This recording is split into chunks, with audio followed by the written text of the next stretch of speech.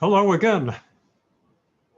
In this first formal lecture of the course, I'm going to go over a very broad topic, which is comprehensive strategic planning.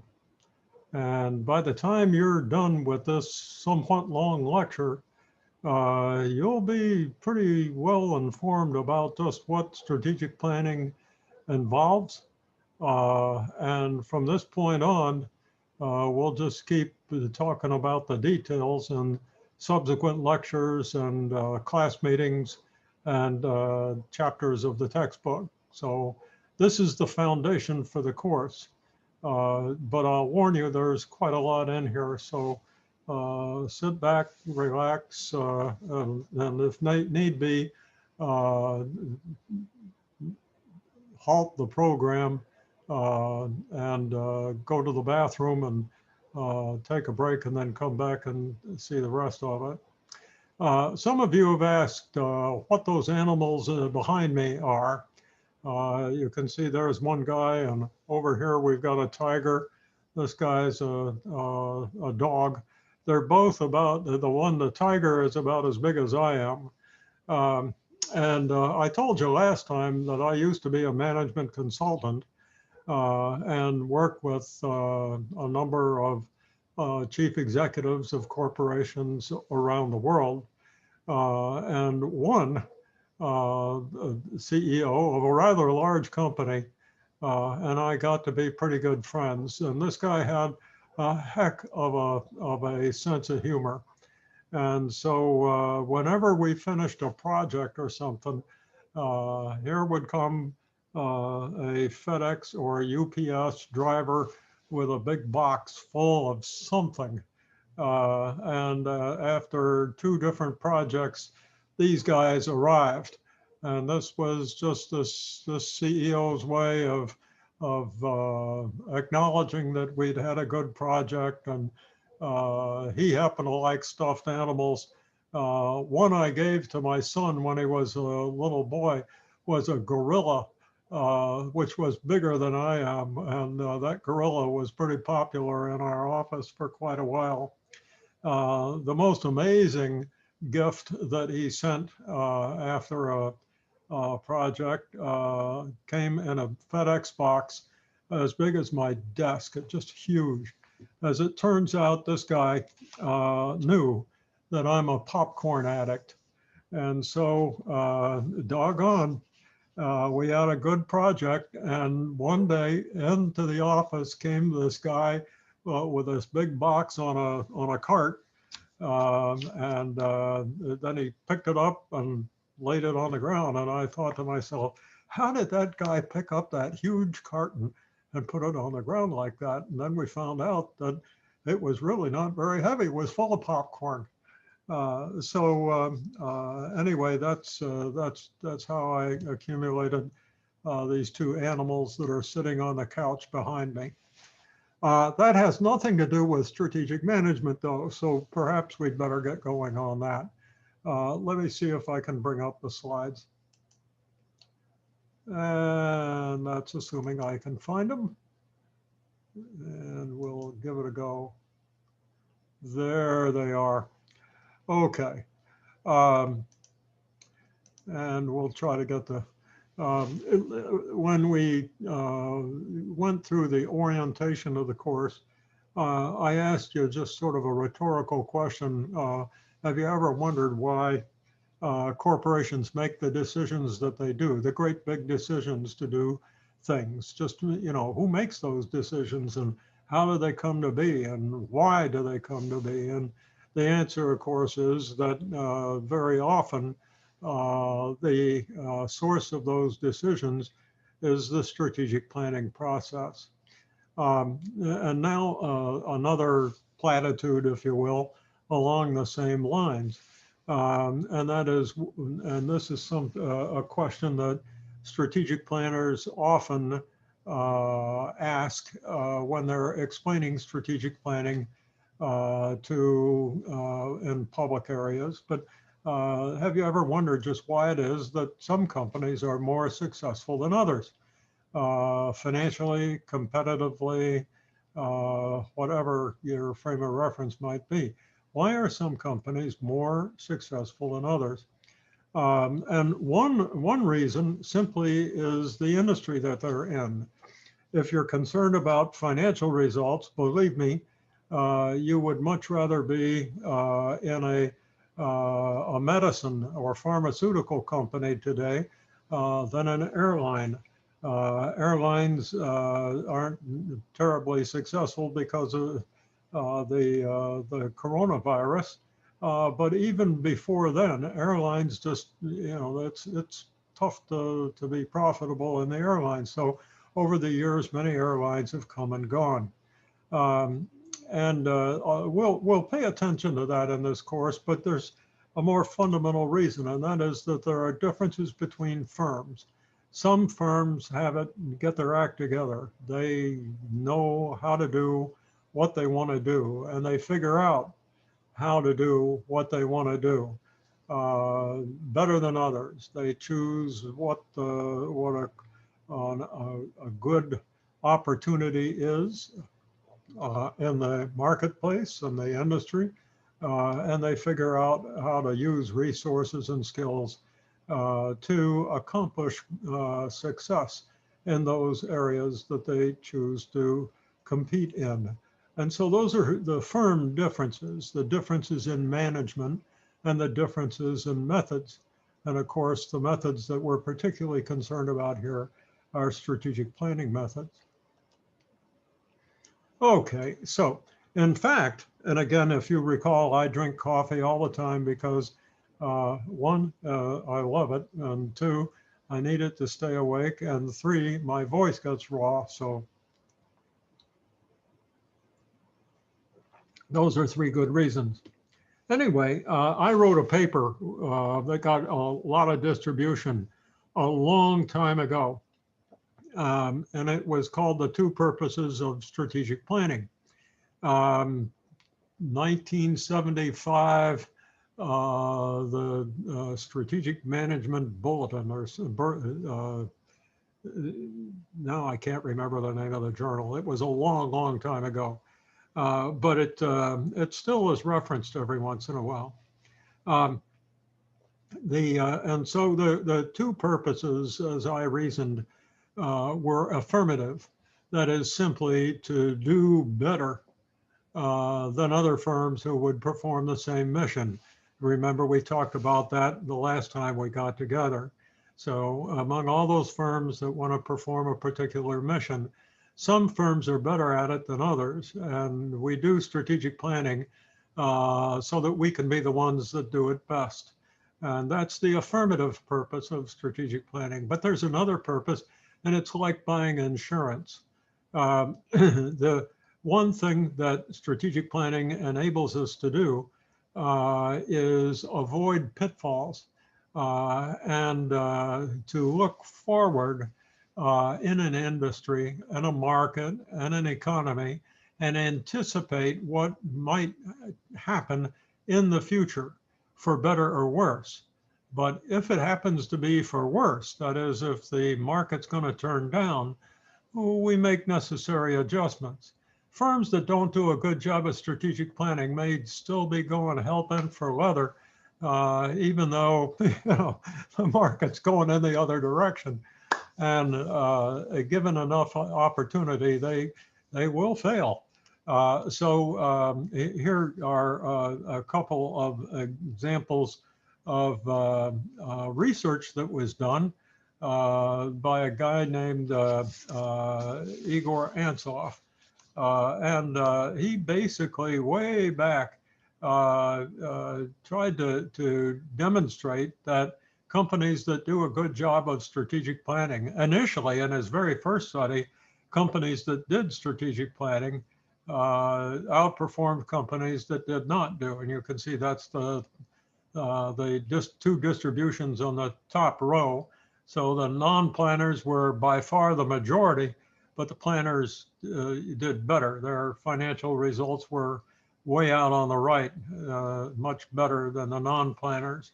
Over time, as the word got out that planning can improved performance. You can see the planners became larger than the non-planners, but those results remain. Then finally, on the bottom line, we still have the non-planners. You can see they're a tiny little group now. There are not many of them left. Most planners are there in the middle, but now we're getting good at strategic planning, and we understand more about methodology. And so the better planners outperform the normal planners. And so my challenge as a consultant always was to get my client in that far right-hand group. This is what happens over time, and it's a little hard to describe, but I'll take my best shot.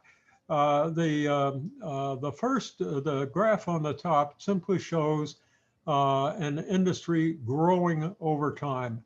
And you know about a business cycle, right? Business industries go up and down and up and down.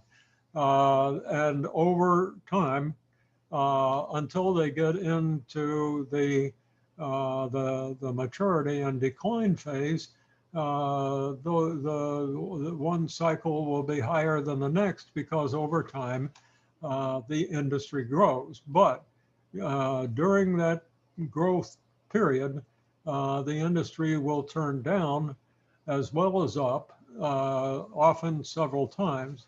Well, if your firm is a good strategic planner, and that's what the red line portrays, then you can see it coming. It's not that your firm won't necessarily suffer a downturn, and I think I probably punished the planners a little too much in this diagram by making the red line dip just a little more than it should have. But the black line is all the others, the non-planners, and they dip further. Not only that, some of them, the weak planners, are represented by the arrow with a dotted line. They fall out of the industry. So if given enough time, as the poor planners and the non-planners fall out or fall down, as an industry grows, the competent strategic planners will outperform the non-planners. And since there are fewer of the non-planners and the poor planners over time, the planners become leaders. And so that's the affirmative purpose. It's the reason why we're willing to take the time and the budget to do comprehensive planning. And it is a costly, time-consuming process. In any event, the cycle at the bottom, the diagram at the bottom, is the life cycle of an industry. Not sure that I should have put it here in the same diagram, but all three of those bumps on the top diagram are occurring on the left side of the industry life cycle during growth and shakeout. So when you see in a textbook the life cycle diagram, it looks nice and smooth like the one on the bottom. But in fact, it's not smooth, it's bumpy. And industries have peaks and troughs, and then they have peaks again. And that's because of everything from seasonality to industry business cycles. And what we're trying to do here is simply reflect that during the industry's life cycle, there will be these periods of growth and recession. And during recessions, planners usually are a little smarter than the non-planners because they've taken the trouble to look ahead and try to understand what's happening in the economy, the markets they serve, and the industry that they participate in. Okay, so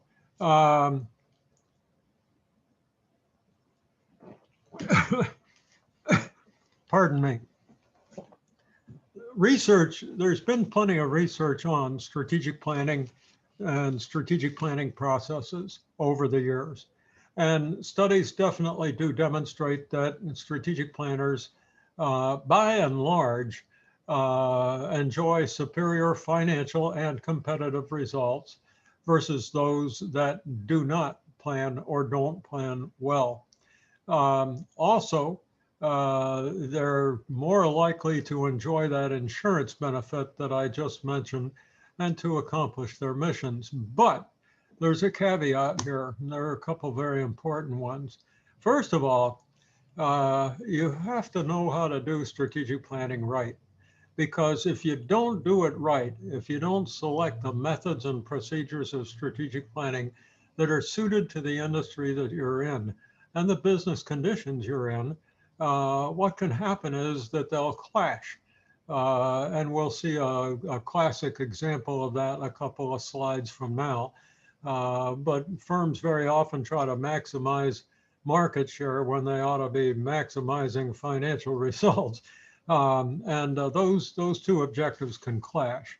So the planning methods, if they're chosen wrong, can induce an impedance effect. Instead of enhancing performance potential, they actually deter performance and deteriorate performance potential. And the other reason that we find with lots of research is that one of the areas that management tends to overlook is the implementation of strategic planning. How do you make it happen? How do you choose the right methods for implementing strategic planning? And that gets you into the real world. And as you already know, some managers are better than others. Managers that are well informed about strategic planning and skillful in operations are the ones that usually end up the best. Okay, so we're going to talk about strategic planning. We're going to talk about mission, the scope and purpose of strategic planning, and we've talked about that a little bit in our introduction lecture. Talk about the comprehensive strategic planning process. That's what CSP refers to, and the roles of the managers who do planning. Okay, so what is mission? Mission is something that is grossly misunderstood, just grossly misunderstood. If a company writes about its mission in its annual report, or other publications, it'll usually publish some flowery statement and say what a good citizen it's going to be and how it's going to respect its employees, yada, yada, yada. That's all well and good, but it probably doesn't have a whole lot to do with mission. Think of a missionary who goes out to serve people, perhaps underprivileged people, or to open a mission in a part of the world that hasn't heard about the religion of this missionary. So whatever the way the missionary does his or her work, the purpose or the mission is to serve the purpose of some higher authority, whether it's the church or God. It certainly isn't a selfish undertaking, is it? But it's a benevolent purpose. It's the intent to serve the welfare and in the interest of whoever it was that sent that missionary on the mission. My son, of whom I'm very proud, is a graduate of West Point and was in the airborne, and he was part of our service in Iraq. And I don't know whether you all remember it, but it was a pretty tough time. So in military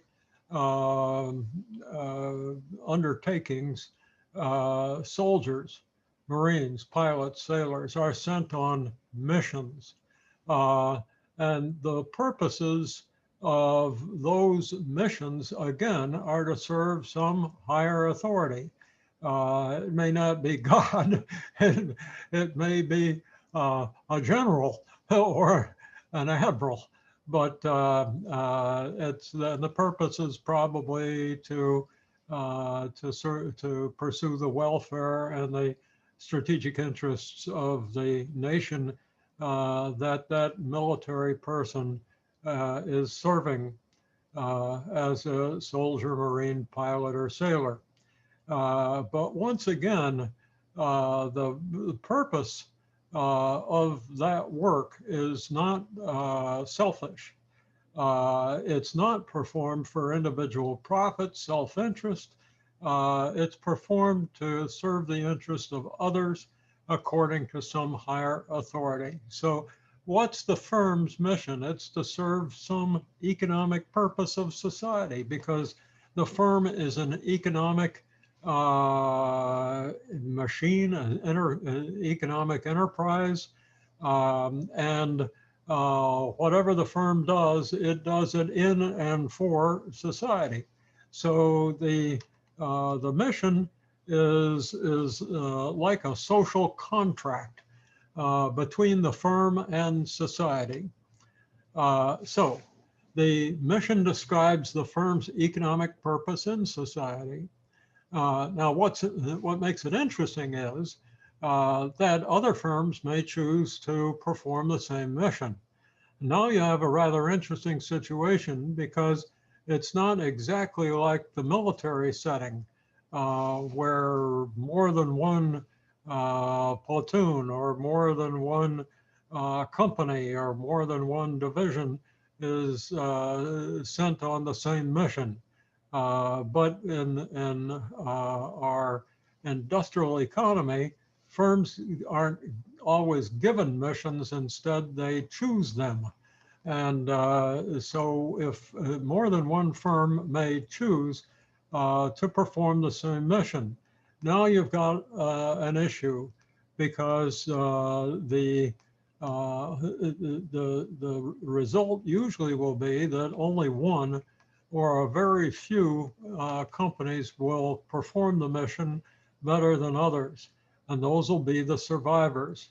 So the choice of a mission, whether you choose a mission that's well suited to your firm's capabilities, whether you have the capability to perform that mission, whether that mission is well timed and in fact consistent with what society or the market is looking for, desires, of course, is another consideration.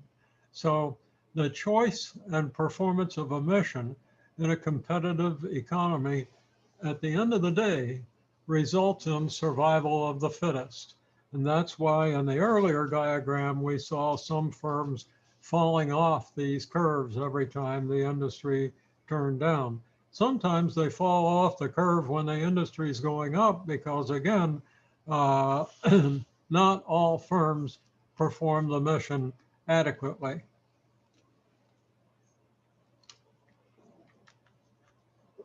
So based on what we've just said, we can draw another conclusion, and that is that selecting a mission involves matching a firm's resources, what it has to work with society's economic needs. And society's needs usually get clustered in the markets. So matching resources to market demands.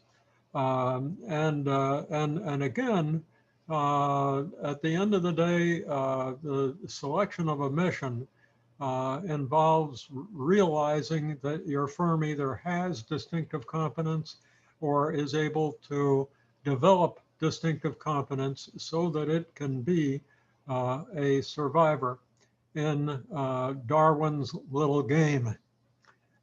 So a vital purpose of strategic planning then is to accomplish the firm's mission and thereby to survive. Okay, so if you've heard of the Fortune 500, right? The largest 500 industrial corporations in the United States. And when I was managing a consulting firm in 1999, I asked a couple of our analysts who worked together to just go to the library and do a little research and find out among the Fortune 500, what their financial results had been for 40 years, from 1960 to 1999. And then also we had some information that enabled us to classify those companies as strategic planners or non-planners. And lo and behold, the number of firms that survived, that is, were still there, if they were planners, if they existed in 1960, did they still exist at the end of 40 years in 1999? And in fact, what we found out was that only 99 of those firms actually survived for 40 years. And what's interesting about that is that 40 years is about the length of your career. So during your career, the odds that the company you're working for will still be there at the end of your career are about 1 in 5, 20%. There was a discussion of that research a few years ago. Now, I prepared this slide a few years ago. So there are a couple of little wording problems here. But basically, the idea of the first bullet, that only 1 in 5 companies will survive for 40 years, was challenged. And so we went out and did the research again, and lo and behold, the 20% had dropped to 17. So it's hard to win Darwin's little game. And the survival rate for big firms is only 1 in 5 or less. And the survival rate for smaller companies is even lower. So whatever you can do to win Darwin's little game and accomplish your firm's mission, and thereby to survive when others don't, is a very worthwhile purpose. And that's what strategic planning can, in fact, accomplish. Okay, here is a little list of some companies that did not survive. And some of these companies are, you may have heard of. I certainly have heard of all of them. I flew on Braniff Airlines and Eastern Airlines. I was a frequent flyer, as I was on TWA. I've been inside the Republic Steelworks, which is now a shopping center. It was torn down in Cleveland and a shopping center was built on top of it. Kaiser Steel was and the other steel companies. There's a story to the steel companies and how their fortunes fluctuate with the growth of countries' economies. I won't get into it, but it's fascinating. Penn Central was a railroad that could have been an airline, but it decided to continue to be a railroad. Greyhound, the bus company, went into bankruptcy, merged with Continental Trailways, and came back out. It was really Continental Trailways, but they took the Greyhound name. You've heard of International Harvester, I imagine, and Alice Chalmers. But just imagine when we look at this list, this is a list of companies that made it to the top. They were at the top of their industries. They were the winners, and yet they did not survive over the long term. So it's tough to win this game. It really is. One way we can try to focus in on the mission is to use a concept provided to us by a guy named Derek Abel in England. He wrote a couple books on the concept of a corporation. I borrowed that term from Peter Drucker, but that was what Abel was really writing about, was just what exactly is the concept of a corporation. And along the way, he gave us these three questions that we can ask in order to sort of zero in on the mission. First, just what segment of society or market do we choose to serve? Seems like a pretty simple question. All I can tell you is that I have visited a lot of companies, including academic institutions, by the way, and it's remarkable. I've visited small college that had some very talented faculty, really talented, and that faculty, but the school, the college was located out in the country, and these folks thought that they could be another Harvard or Yale. It just turned out that the market didn't agree. And yet these folks continued to believe that the segment of society that they were going to serve were the same. It was the same market that is served by Harvard and Yale and Princeton and Cornell and so forth. And of course, it just didn't work out that way. And I could take you to many other companies today that don't have a real clear idea of exactly what segment of that great big market that they're in they ought to be servicing, or are best equipped to serve, or want to serve for that matter. Instead, it's everything. Second, in that market segment, where do we find unmet needs? Because if there aren't any unmet needs, then at least the industry doesn't need any more participants because all the needs are being met. But that's rarely the case. Normally, we find unmet needs by looking at how competitors, including our firm, are serving customers by making products, delivering them, distributing them, advertising and marketing, providing after the sale service, service to the employees of our industrial customers and so forth.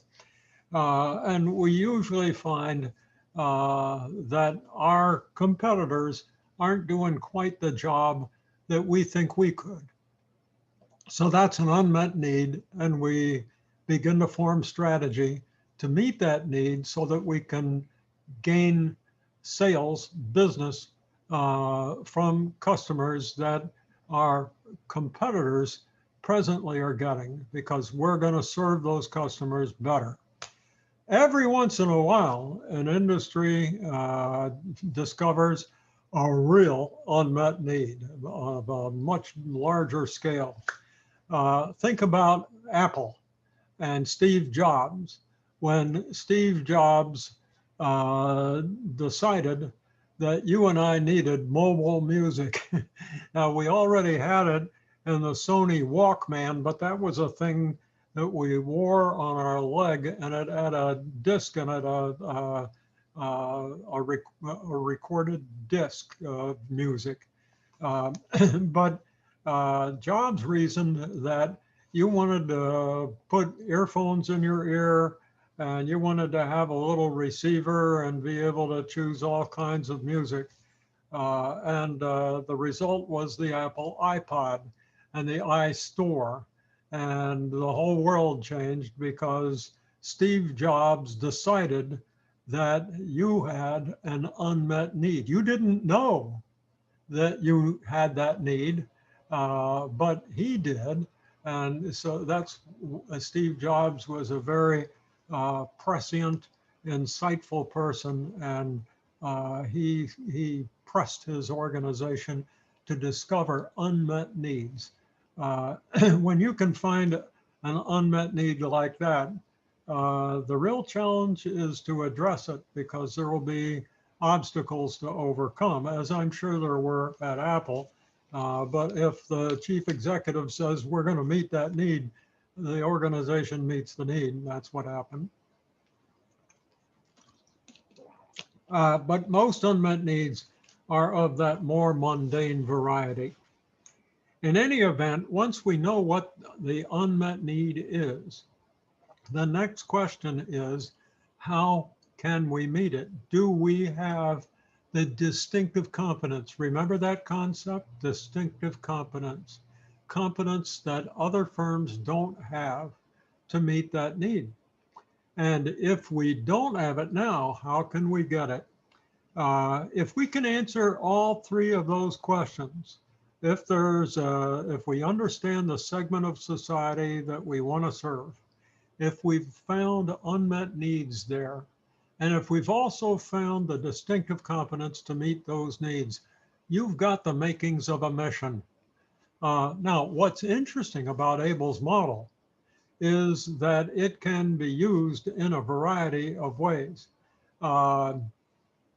Our business school is asking today, what kind of services can we provide you? And so there's a committee of folks who are looking into services that they can provide, curricula, educational programs. And I hope they use ABELL'S model. What part of the market or industry or the community do they want to serve? What unmet need could they solve through providing educational assistance? And where are we going to find the competence to do that? Which means, do we have the professors? Are we going to have to get new professors and so forth? So we can take ABELL'S model down to the granular level, or we can use ABELL'S model at the corporate level. Now, it becomes difficult to use it at the corporate level when we're talking about a huge conglomerate with many businesses. But if we're talking about one company that's engaged in one business, ABELL'S model will be very helpful in defining mission. Okay, never take a mission for granted. Never, never, never, never do that. There's quite a lot on this slide, and I don't want to burden you with a discussion of everything, but I hope you'll take time to read what is in this slide. And what this slide tries to point out is that times change, that economies change, industries change, natural resources change, technology changes. As you can see from the middle bullet, life expectancies change, they're increasing. And so what happens then when people get to live for an average of over 100 years? That'll happen pretty soon. And then 125 due to medical technology and the like. So what do we do with all these retired people? Or do we ask them to work longer? What kind of industries will have to adapt to this larger population of, they're not really senior citizens, are they? Because they're productive. They become seniors when they're over 100, prior to which they ought to be able to earn a living. Anyway, it's an interesting question.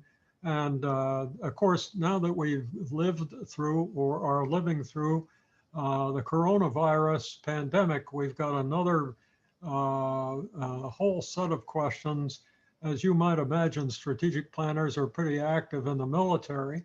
But with the coronavirus, we've got a whole new set of questions, and that's germ warfare.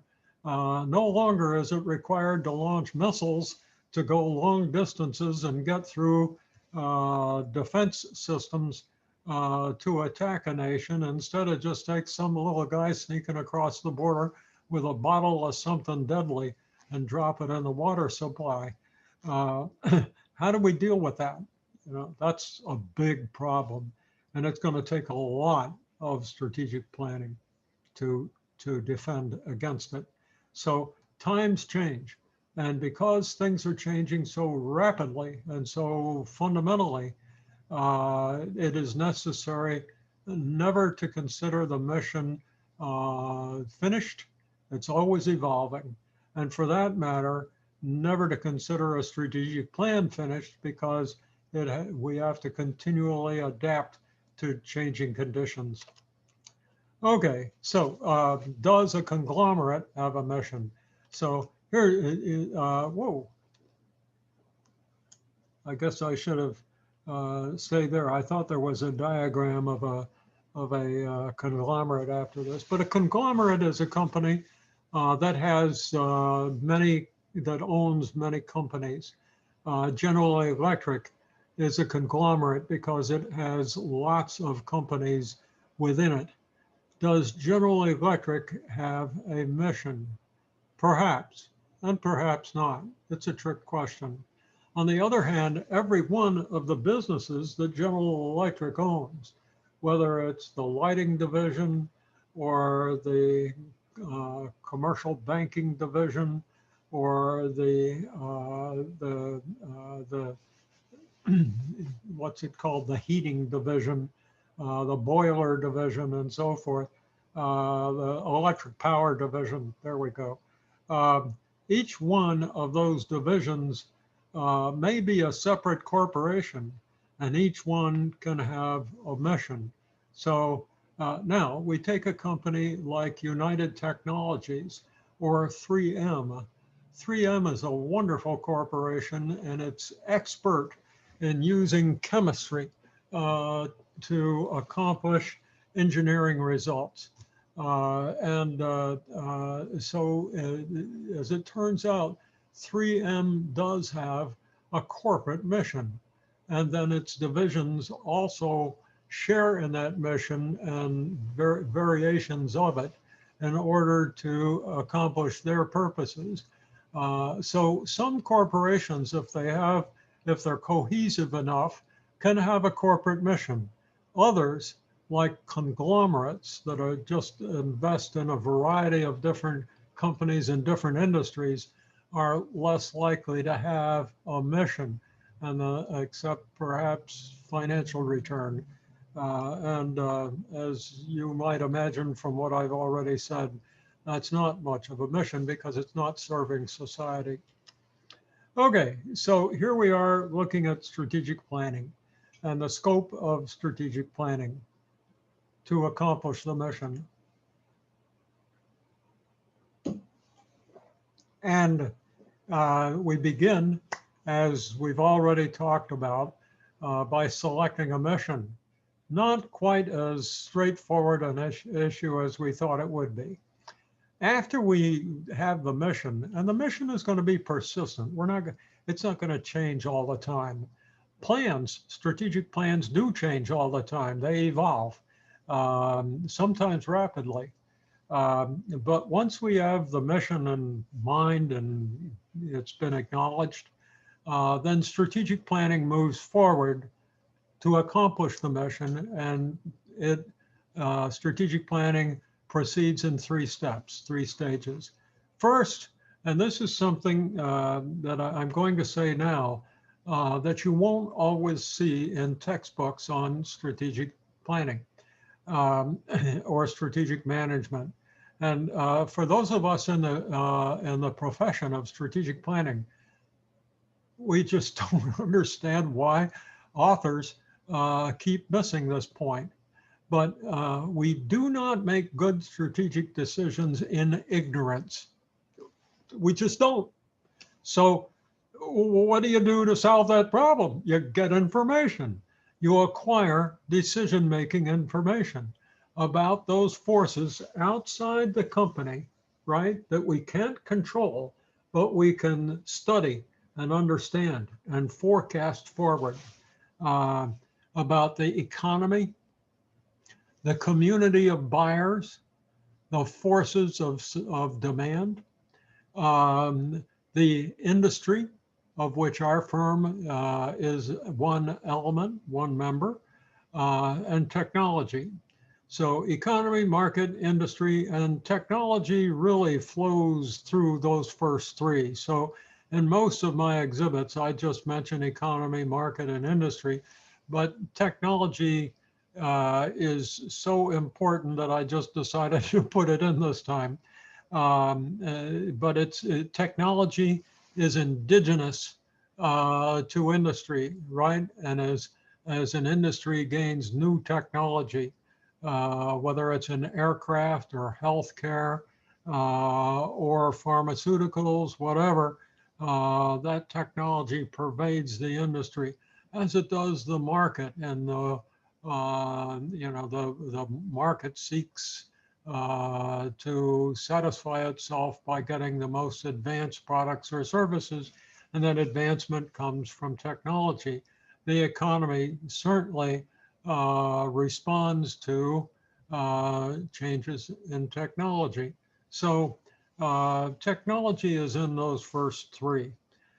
In any event, we need to gather information about the relevant economy, market, and industry.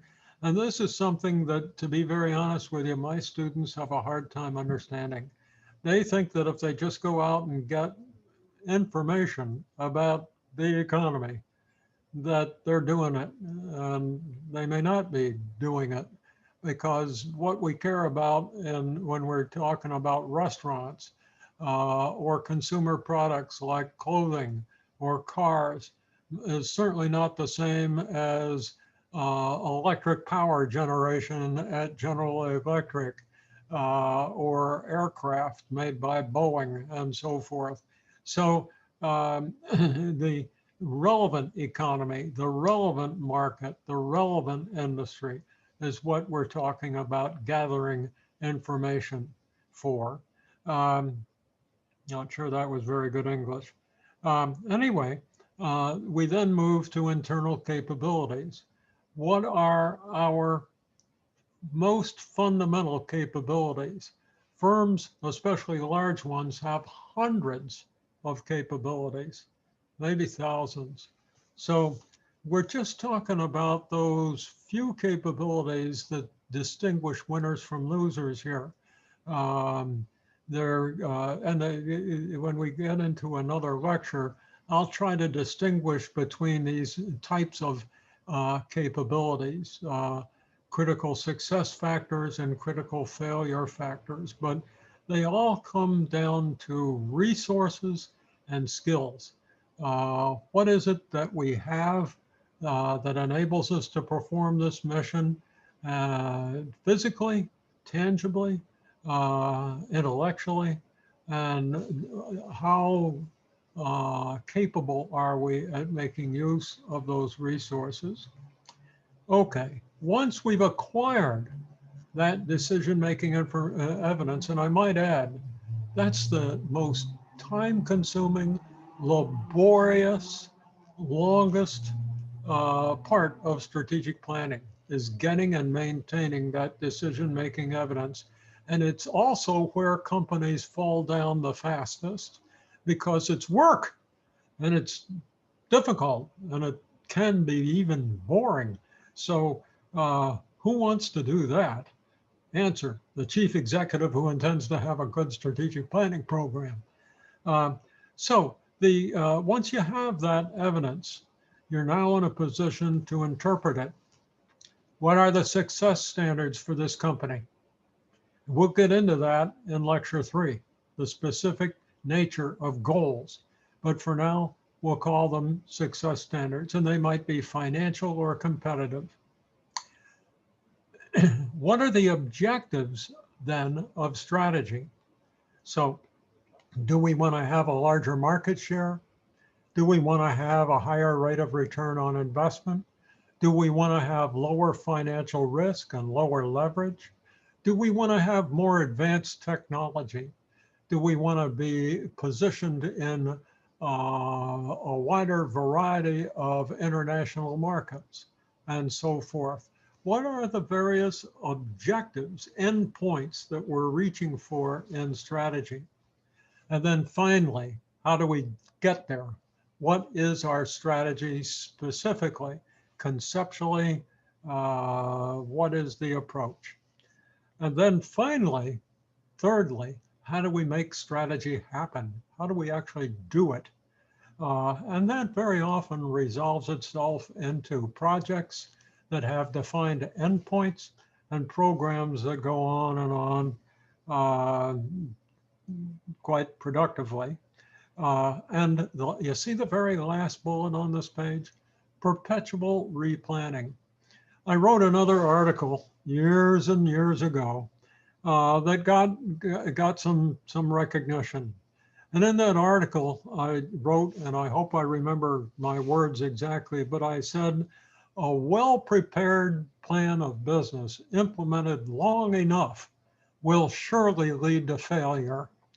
And the point is that if you don't keep the plan up to date, if you keep doing the same thing, if you don't modify your strategy and even your goals to recognize changing business conditions, you'll soon be out of business because times change. So this now takes me to a point where I'm going to want to just make a little comment here about what we're doing in this lecture and the other lectures and what you're doing when you read your strategic planning book or your strategic management book. There are two sides of strategic management, strategic planning practice and strategic management theory. So strategic management theory tries to give us an understanding of the nature of competitive advantage. It's based on microeconomics and industrial organization economics. The theory is very often accumulated and developed by academic theoreticians, very bright people who regrettably may never have done any work in a real industrial corporation.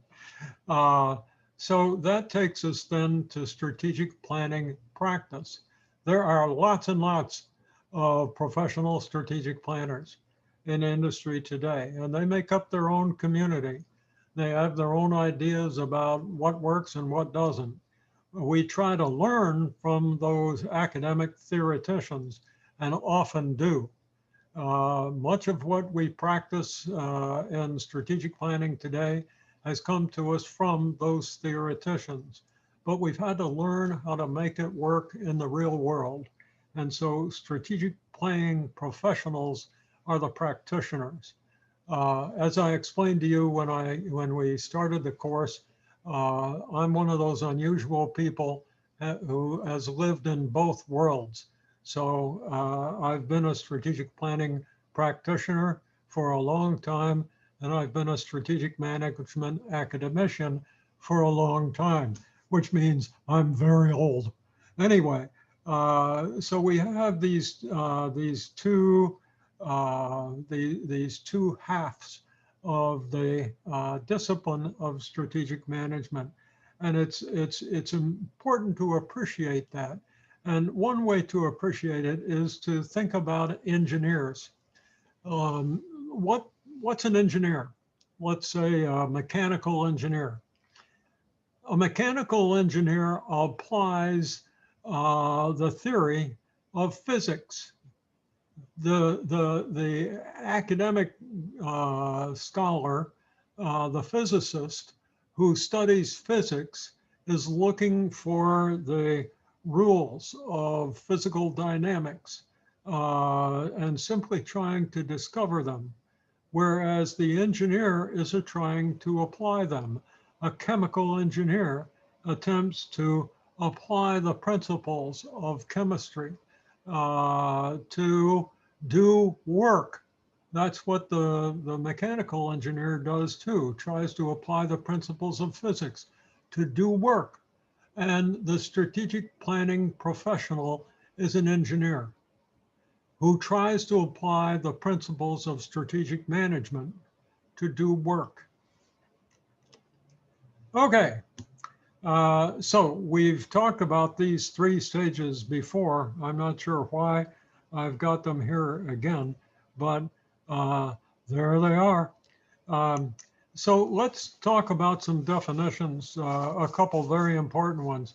You may not believe this, but I'm not really one for memorizing definitions, but there are two that I really think you have to. First, what's a goal? A goal, quite simply, is a standard for success that you define before you begin to implement strategy. How do you know when you've succeeded? What are the hallmarks of success?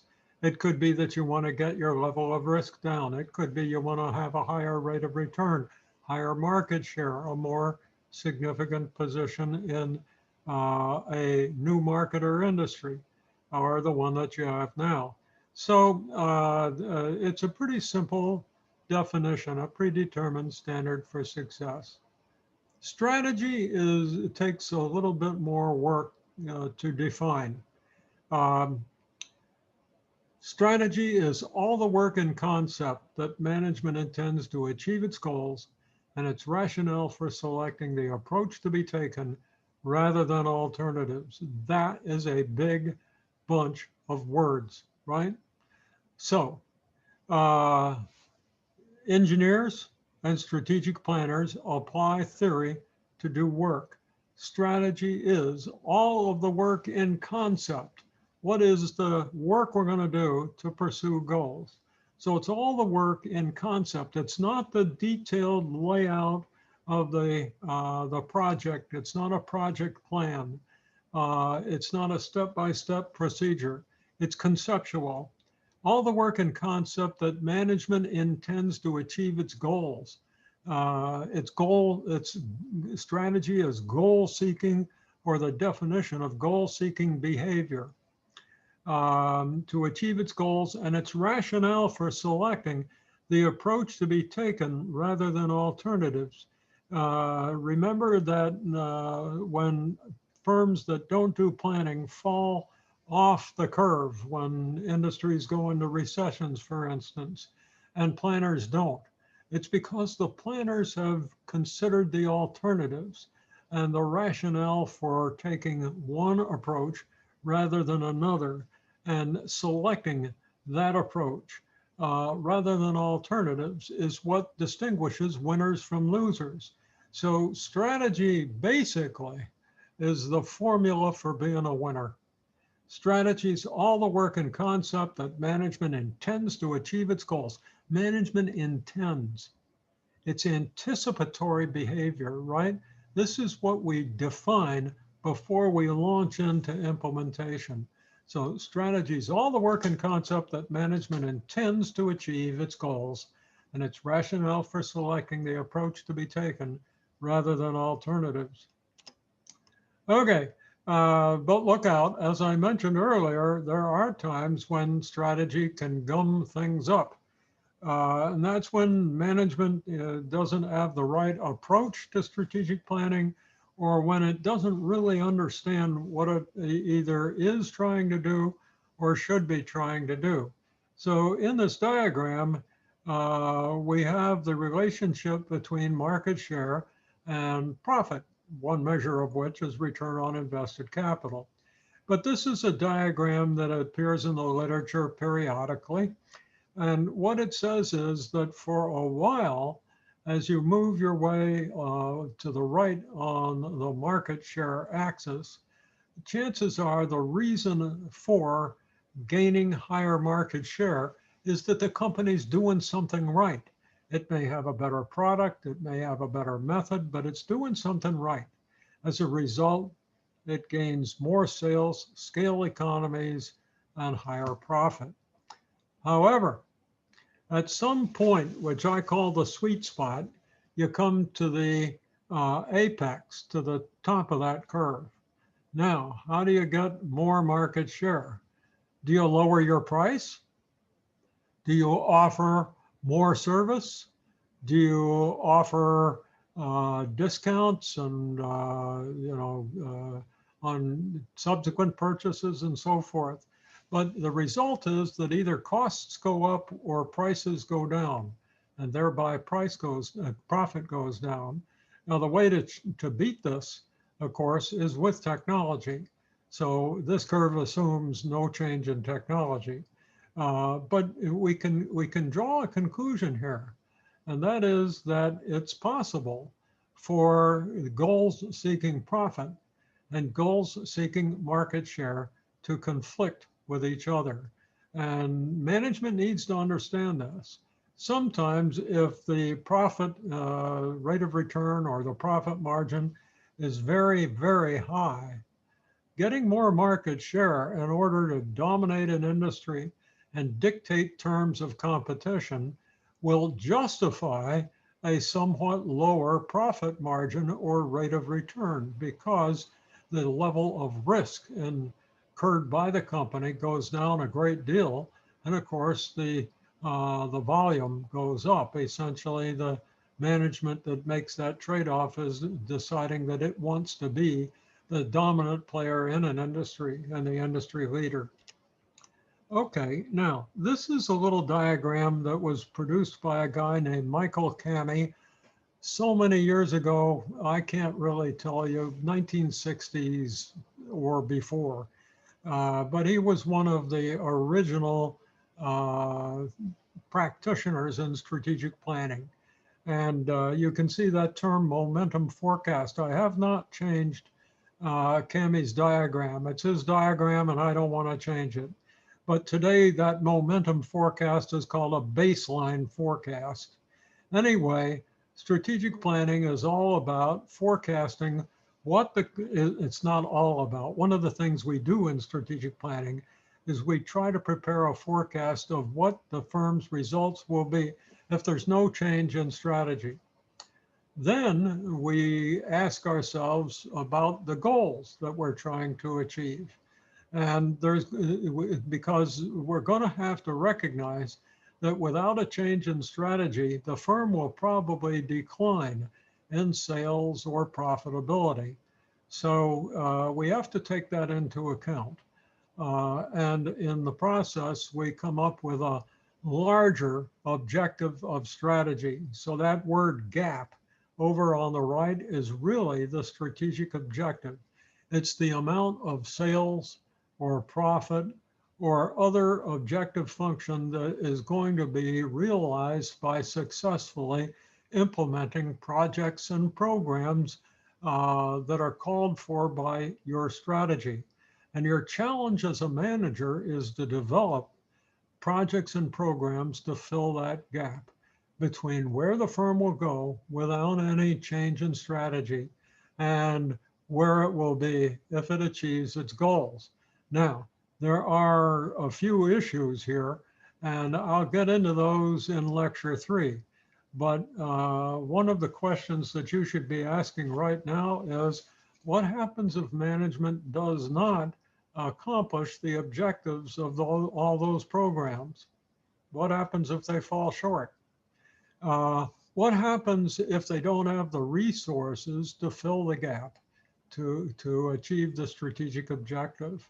What happens then?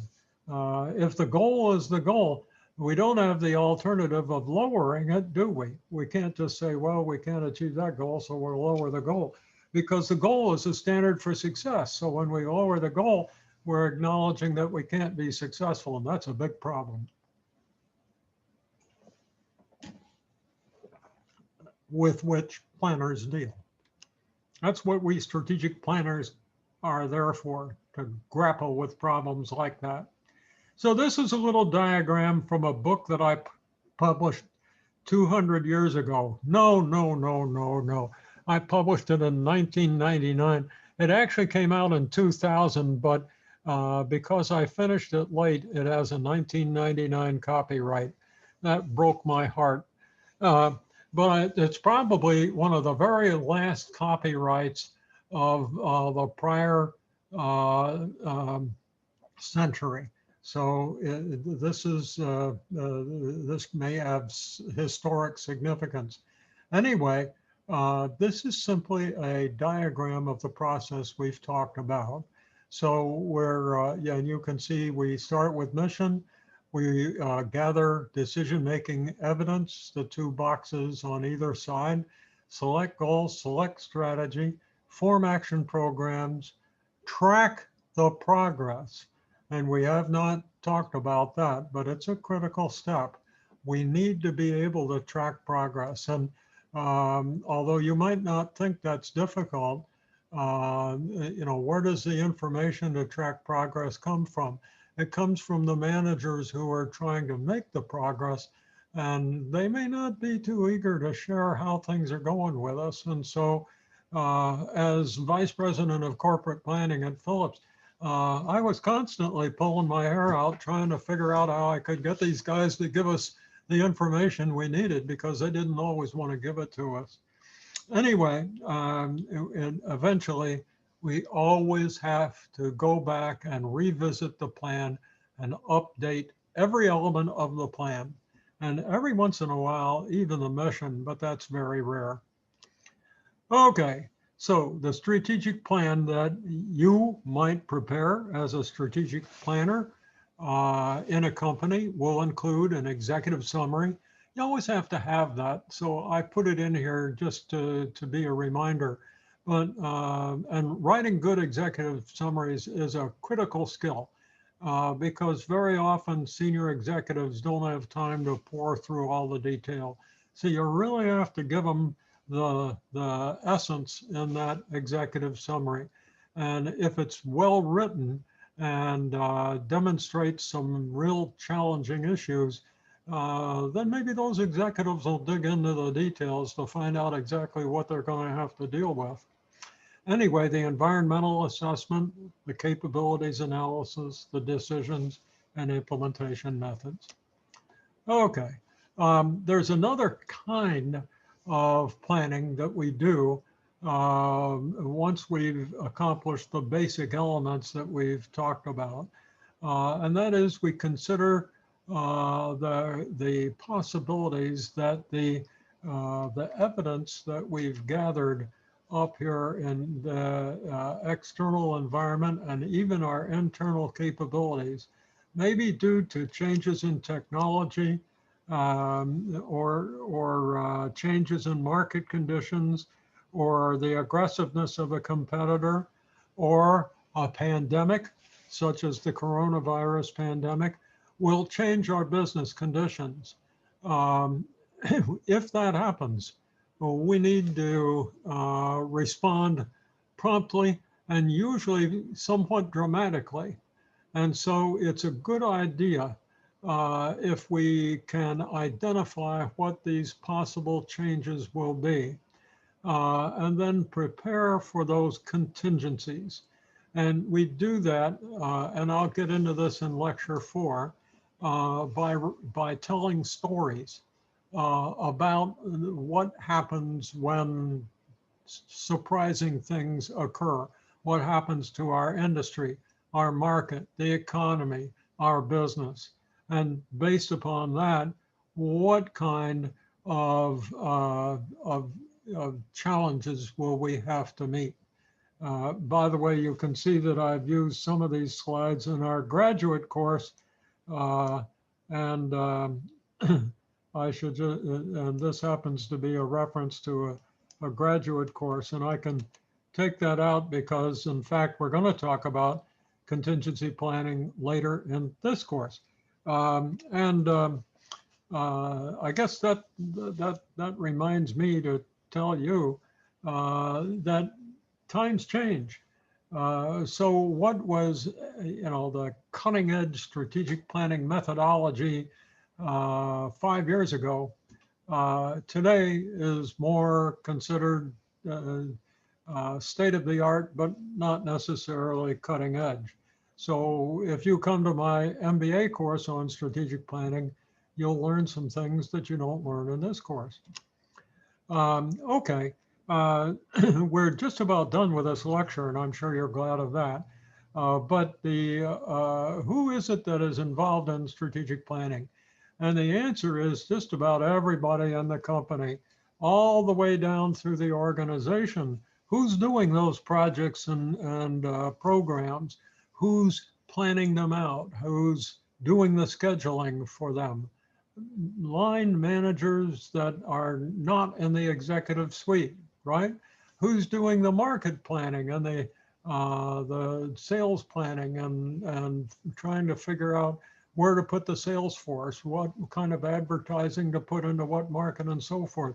Oh, those are marketing managers, and so they're doing planning, and obviously the manufacturing and so forth. So strategic planning pervades the entire enterprise. But in terms of executive responsibilities, here are some of the key players. And it varies between industries. The first level you can see here is the board of directors. So the board of directors should be the ultimate strategic planners, right? Wrong. In some industries, that's true.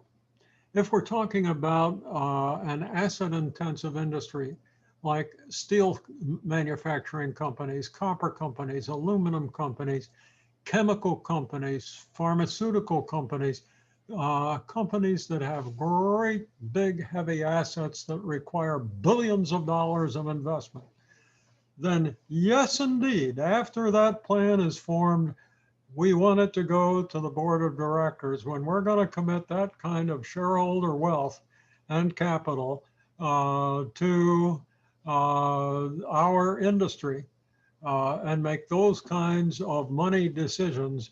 We want to have the board behind us because we're going to have to be all in this together. You know, we can't have directors picking at us after we've made the decision. So we're all in it together in a situation like that. But let's take a consumer products company, women's garments, clothing, some food products, entertainment. There are a lot of consumer products industries that act very quickly. Not just consumer products, think about electronics and how fast electronic industries are moving. So you're the CEO of a corporation in one of those industries, and you form your strategic plan. And of course, it's being modified all the time. And here you have a new strategic plan. Do you take it to the board of directors for approval? And the answer is no, you don't, because by the time you get it to the board, by the time you finish the plan, you get it to the board has a chance to look it over. The board comes together and has a meeting. They ask some questions. The staff goes back and gets the answers to the questions. And then they have another meeting to finally approve the plan. What will happen? The plan will be out of date and it's time to start all over. Not only that, while we've been, you know, rubbing our thumbs together, waiting for the directors to finish what they were doing, our competition has gone right by us.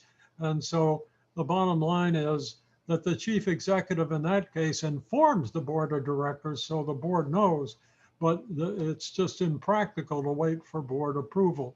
So the role of the board differs depending upon the industry you're in.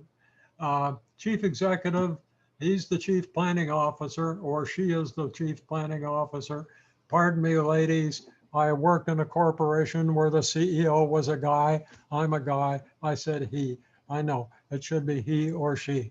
Anyway, he or she, the chief executive, is the chief planning officer.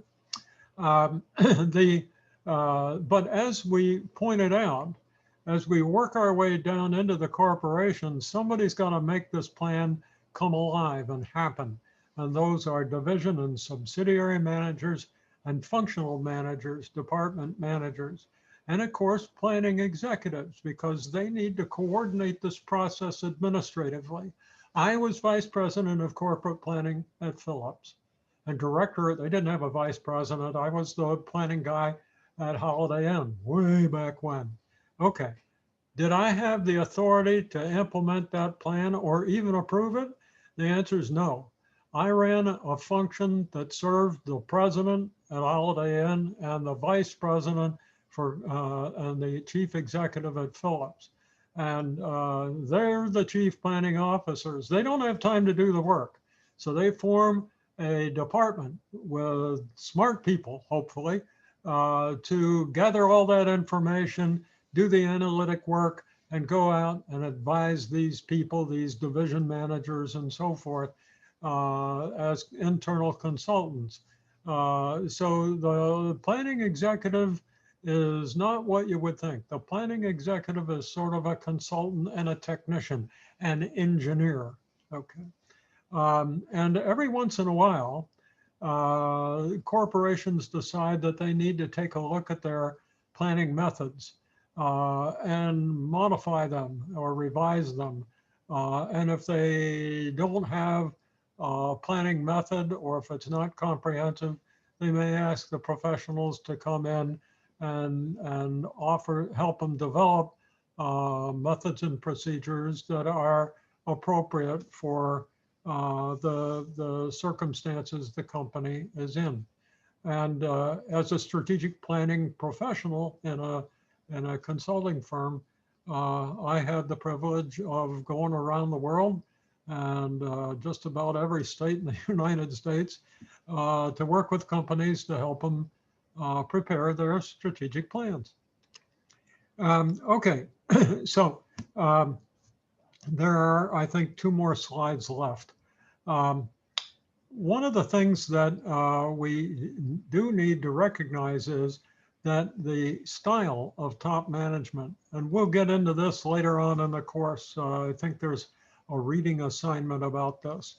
But the way that the chief executive and top management makes decisions about strategic planning, strategic plans, and strategic decisions often will be determined by the structure of the company. Is it a big company or a small one? Is the company a conglomerate in multiple lines of business or in a single line of business? So let's take a small company that just does one thing. And that's the majority of companies in the United States and the world. Now, we'll assume that this is really a little company with maybe 10 or 15 people in it.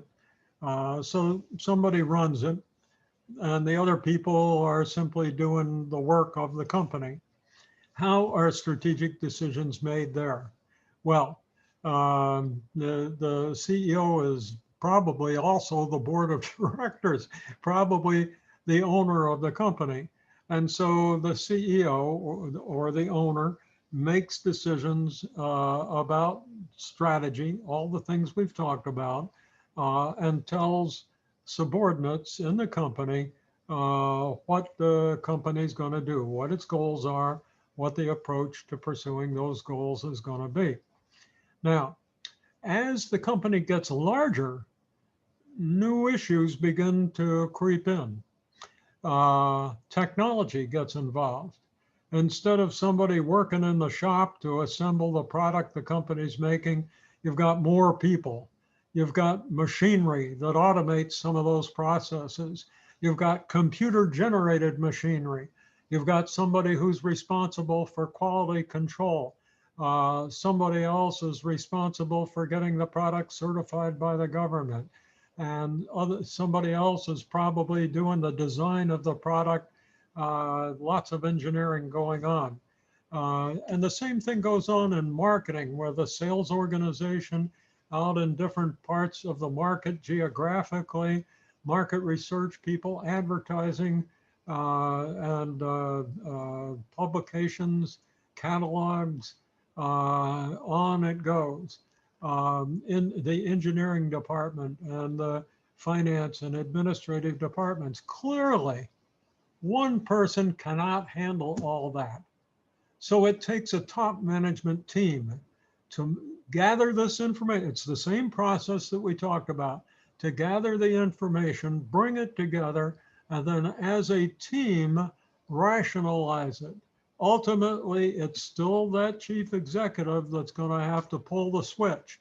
But if that chief executive is doing a good job, it'll be a team effort and probably a team decision. But at the end of the day, if not everyone agrees, that's what the chief executive gets paid the big bucks for. That person, he or she, will be responsible for making the decision based upon his or her intelligence and experience and common sense. Um, Now, let's consider small companies that have multiple businesses. One of my clients in Idaho, I'll never forget, Coeur d'Alene, Idaho.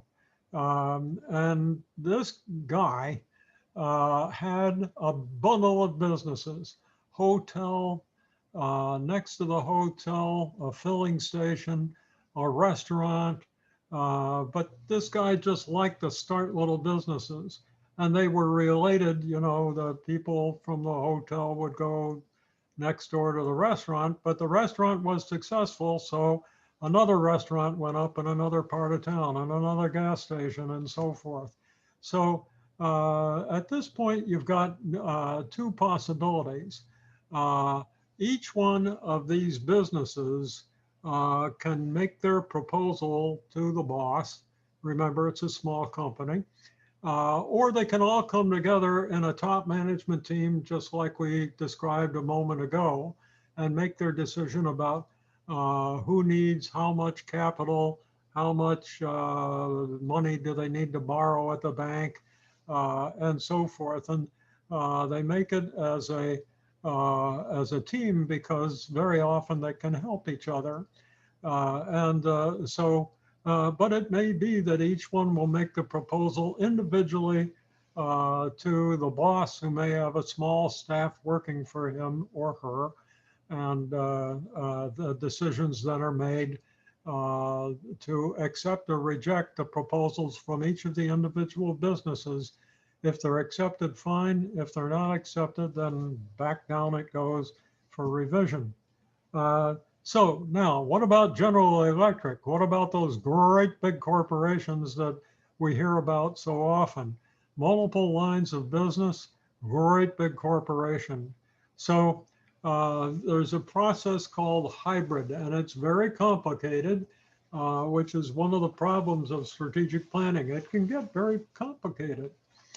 But the process begins with the corporate planning staff advising the chief executive to decide what the basic assumptions are going to be for planning, what we see the future of the market, near term and long term, what we see the future of the industry to be, long term and short term, what the economic conditions will be, everything from interest rates to inflation rates to growth of the economy of the various countries that the company does business in, and so forth. So, including capabilities of the firm and its components. So there will be decisions made at the top about the broad parameters, and they will be provided to each one of the business units. The business units then will form their strategic plans as independent companies, and then they will present those plans to top corporate management, which will be the chief executive, the planning officer, the chief financial officer, and so forth. And then negotiations are held to eventually accept or reject proposals. And then just like down at the bottom, some of those proposals will have to go back for rework. Only in a big corporation, it's a big deal. There's a lot of people and a lot of egos involved, and it's quite a process, and it takes a long time. the planning process in a large corporation could take 4 months. I would say that's a pretty good guesstimate. And finally, we have a slide here. This is the last slide. And it's there simply to acknowledge that although we're engineers, and we like to think of ourselves as engineers, we're really dealing with people. And the chief executive is a people. And so are the directors, and so are the planning managers. But it's very easy for people to get caught in a rut or to fall into pitfalls, to make mistakes because they're biased in their thinking. For instance, escalating commitment. So let's say that a chief executive makes a decision to adopt a particular strategy. And lo and behold, it doesn't work out. It doesn't succeed.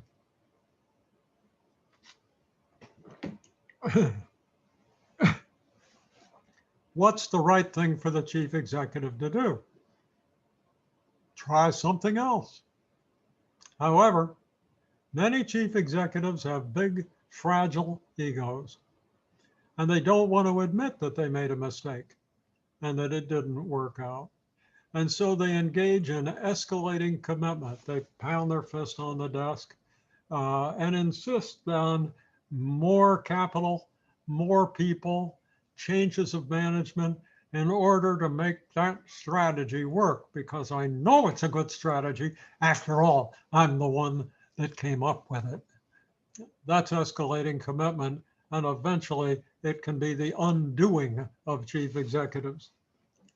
The second one can lead to the first one, and that's the illusion of control. Senior executives very often overestimate their ability to control decisions outcomes. Acquisitions are a great example.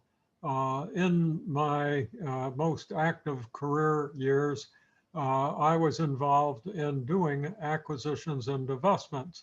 So there might have been a division of a corporation that wasn't a bad division, perhaps, maybe it was, but it didn't fit the strategic plan of the future. So the decision was made to sell that business to another company. Well, it's not easy to sell a company or a division of a corporation that already exists, because the obvious question is, why do you want to sell it? And that can get to be a little sticky.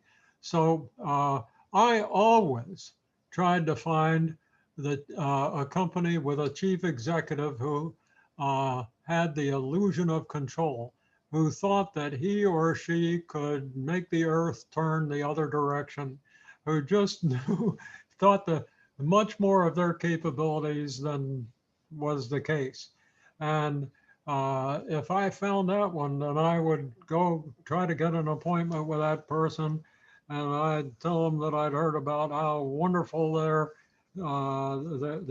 were as a chief executive, and how brilliant they were, and how capable they were to take businesses that in other hands don't perform as well and make them perform well.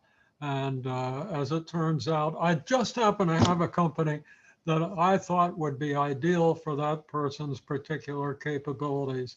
Didn't always work, but when it worked, I could get away with murder. Anyway, the next item is hubris, and that's even worse. That's just the person makes all sorts of decisions, and you see my little phrase there: often wrong but never in doubt. Just and there's a classic case about that kind of a person that I sometimes use in my courses. Reasoning by analogy may be a good thing. unless, of course, the analogy is based on the person's experience, but it's not, that experience doesn't apply directly. In that case, can be a mistake. Reason by misrepresentation, or usually called reason by representation. But the decision maker thinks that they've been in a similar situation, and as it turns out, that's not the case. And these kinds of folks who make these decisions get involved in wishful thinking. They think that because they've been in a situation that has some similar characteristics, they understand it. So we're back up to the illusion of control, aren't we? But based upon that reasoning, they make decisions in the current situation because the same decision in the past situation worked. Only this isn't a similar situation, and it doesn't work. And then groupthink, which I think you've all heard of, and that's the herd instinct in many management teams. So this little exhibit is simply meant to remind you and me that corporations are collections of people, and that we all have biases in our thinking, and that if we don't recognize them and avoid allowing them to influence our thinking, that we can make some serious mistakes. So with that, I am going to end this. I'm going to try, there we go. I know this has been an awfully long lecture, and I'm very sorry for that, because I know that it's hard to sit still that long, let alone if you have to go to the bathroom. So please forgive me for that. But we've covered a lot in this lecture. And I think that the result is that you now know a lot about what is involved in strategic planning and what some of the pitfalls are, like those cognitive biases, and what has to be done, not just to form strategy or goals, but to make them happen. So at this point, you're a lot more further down the line to being a strategic planner than you were before you turned on your computer and this video. So at this point, I guess what I should do is let you go to the bathroom. And that's what I'll do if I can just find the button to say, so I can say goodbye. Goodbye.